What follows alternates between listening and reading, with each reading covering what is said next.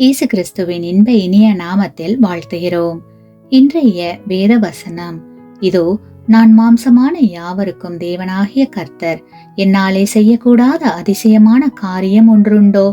எரேமியா 32 அதிகாரம் 27 வசனம். Today's Bible verse. Behold, I am the Lord, the God of all flesh.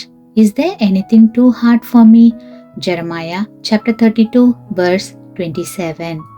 வாழ்க்கையில் நீங்கள் எதை சந்தித்துக் கொண்டிருந்தாலும் இந்த அழகான பாடலின் வரிகளை நினைவில் கொள்ளுங்கள். மலையின் மேல் இருக்கும் தேவன் பள்ளத்தாக்கிலும் தேவனாகவே இருக்கிறார். காரியங்கள் தவறாக நடக்கும் போது அவர் அவற்றை சரி செய்வார். மேலும் இன்பமான காலங்களின் தேவன் துன்பமான காலங்களிலும் தேவனாகவே இருக்கிறார். பகலின் தேவன் இரவிலும் தேவனாகவே இருக்கிறார்.